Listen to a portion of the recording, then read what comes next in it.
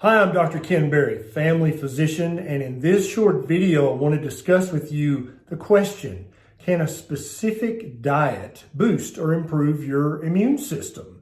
We all want a strong, intelligent immune system. Is it possible that there are certain diets out there that can make it better or worse?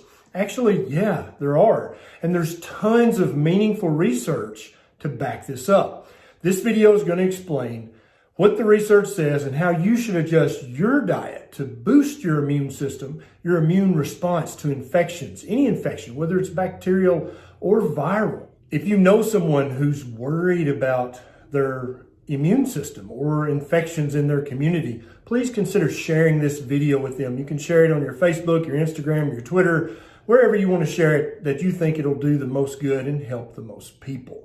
Now, the part of your immune system that deals with infections that your body has never been exposed to before, so infections that your body's never seen, is called the innate immune system.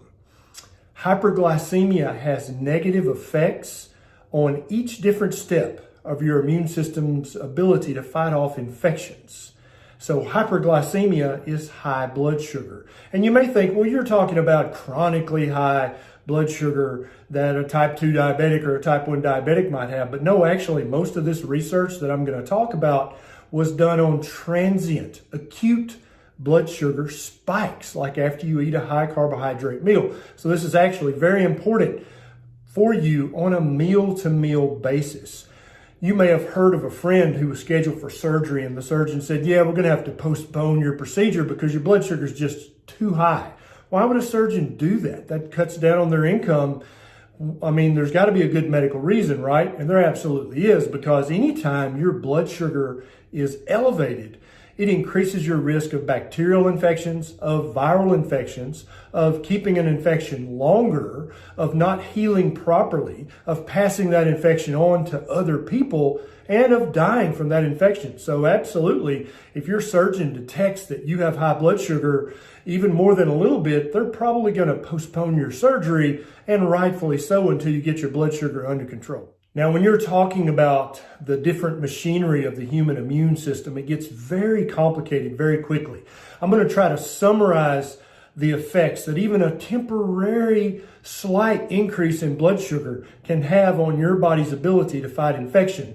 And I'm going to link to all the research down below so that you can verify this for yourself. And then I'm going to tell you about a diet that does not spike your blood sugar, even for a little bit, thus protecting you from all the dangers of high blood sugar when it comes to your immune system. Now, the studies that I'm going to be talking about are actually done in humans. There are also some that were done on animals and some done in vitro in the Petri dish. So we're going to talk about all those. Now, let's talk about first the effects of high blood sugar on your neutrophils. And neutrophils are crucial for your immune response. They act as phagocytes, which means they basically engulf bacteria or they engulf your cells that are infected with viruses. So they're very, very important, and they're one of the most important parts of your innate immune response. So here's what happens to neutrophils when your blood sugar spikes because of a meal that you've just eaten. High blood sugar attenuates the inflammation-induced neutrophil activation, so they just don't activate. Acute high blood sugar decreases your neutrophils' chemotaxis, phagocytosis, and bactericidal capacity. So the capacity to put off the chemicals it needs to engulf the offending infector, and to kill a bacteria or a virus. Your phagocytes, your neutrophils just can't do that if your blood sugar is high. High blood sugar impairs your neutrophils of respiratory burst capacity. And this is a specific tactic neutrophils use in your respiratory system, in your lungs, in your bronchial tubes, in your throat, in your oral pharynx to fight infection. High blood sugar acutely reduces superoxide production from activated neutrophils. High blood sugar decreases neutrophils' phagocytosis, their ability to engulf the enemy and get rid of it. High blood sugar reduces extracellular trap formation, which is a very sexy thing that neutrophils do. Now let's talk about high blood sugar's effects on endothelial function. Now what's endothelium? That's actually the tiny cells that line your blood vessels and your lymph vessels. They play an integral part in your innate immune system. If these things aren't functioning right, then the neutrophils can't get to where they need to be to fight the infection. High blood sugar reduces endothelium-dependent vasodilation. High blood sugar inhibits endothelial-dependent nitric oxide-induced vasodilation. High blood sugar impairs endothelium-dependent relaxation caused by protein kinase C. High blood sugar induces general epithelial dysfunction across the board. High blood sugar diminishes nitric oxide synthase expression and increases glycation end products, which inhibit endothelial dilation. High blood glucose induces oxidative stress and upregulation of cyclooxygenase, resulting in reduced nitric oxide availability. And high blood sugar leads to rapid increase in endothelial cell permeability. All of these things making it harder for your endothelial cells to do what they're supposed to do as part of your innate immune system to fight off bacterial infections and viral infections. Now let's talk about high blood sugar's effects on your complement system.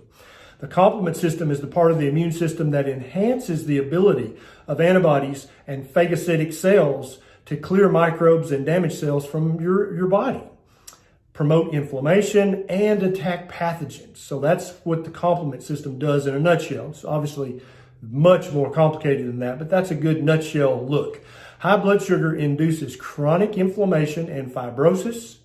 This is listed in multiple studies as an effect of even transient, temporary high blood sugar readings. High blood sugar inhibits complement receptor phagocytosis. This is a different kind of phagocytosis than the neutrophils normally do. High blood sugar inhibits the attachment of C3 protein to microbial surfaces and impairs opsonization, which is the marking of infected cells for destruction. So your body can't even mark the offending bacterial cell or the cell of yours that's been infected with the virus. Your body can't even mark that or opsonize it because of high blood sugar. High blood sugar leads to significant reduction in complement fixation by immunoglobulin. Therefore, based on the numerous studies I've published below and the numerous other studies that are listed in the citations of the studies I published, there's clear, obvious, copious amounts of evidence that a diet that causes blood sugar spikes in you or chronically high blood sugar readings is going to impair and muck up each step of your innate immune system's ability to fight off both bacterial and viral infections. Therefore, if you eat a diet that does not lead to any blood sugar spikes or chronically high blood sugar levels, you are absolutely optimizing your immune system's ability to not only detect infection early, but to detect infection properly, to fight that infection vigorously, and ultimately to win. There absolutely is a diet like this that you can enjoy that's full of delicious foods that will not spike your blood sugar and therefore will optimize your immune system's ability to protect you. It's actually a spectrum of foods that I call the proper human diet. It ranges from an ovo-lacto-pescatarian low-carb diet all the way up to a carnivore diet full of fatty red meat and eggs and butter. All these diets will protect you from the blood sugar spikes that cripple your immune system's ability to fight off viruses and bacteria. I've seen this diet return people's blood sugar levels completely back to normal. People who were pre-diabetic, who had type 2 diabetes, even people with type 1 diabetes, when they eat one of these diets, they can have normal blood sugar readings, which makes all of their cells function optimally, including the cells in their innate immune system. Now, I don't want you to believe me. I want you to buy a glucometer or borrow one from your mom or your uncle and check your blood sugar. You don't need a prescription to get a glucometer. You can get one online. I'll put a link down below. And I want you to eat a meal that you think is a good, healthy meal. It can be a vegan meal. It can be a recipe you prepared off the American Diabetes Association website, or it can be a keto meal from the Proper Human Diet spectrum. And then I want you to check your blood sugar 30 minutes, 60 minutes, and 90 minutes after you eat that meal. If that meal spikes your blood sugar, then there are too many carbohydrates in that meal to be healthy for you and for your immune system. Now, don't worry about the expense of doing this, because you won't have to do this very many times before you have figured out a list of foods that absolutely spike your blood sugar and weaken your immune system. And then you can safely and intelligently avoid that list of foods or pseudo foods, because I really believe that any food that spikes your blood sugar is probably not a real human food. So if you're worried about infections that you may have heard about in the news, then you absolutely have to take charge of your blood sugar. That is the most important thing that every surgeon worries about, every immunologist, they all worry about. Is your blood sugar high? Is your blood sugar spiking? Because this cripples your immune system. Now, I expect to get lots of flack from the gurus and the pundits out there who believe that eating lots of bananas and big fat green grapes are really good and healthy for you. So I've listed tons of research down in the show notes below. I want you to look this up. If you don't know a word, use your internet search engine to look it up. You're just as smart as the average nutrition guru who may comment on this video. If you enjoyed this video and perhaps learned a thing or two, please consider clicking the subscribe button and the little bell button right beside it, so that every time I have a bright idea like this, you'll get a YouTube notification and you can be one of the very first to enjoy it. If my videos have helped your health in some small way, then please consider clicking on my Patreon link. It's down below in the show notes. It's a very quick sign up, and you can throw a buck or two my way so that I have more time and more resources to make videos just like this one. This is Dr. Barry. I'll see you next time.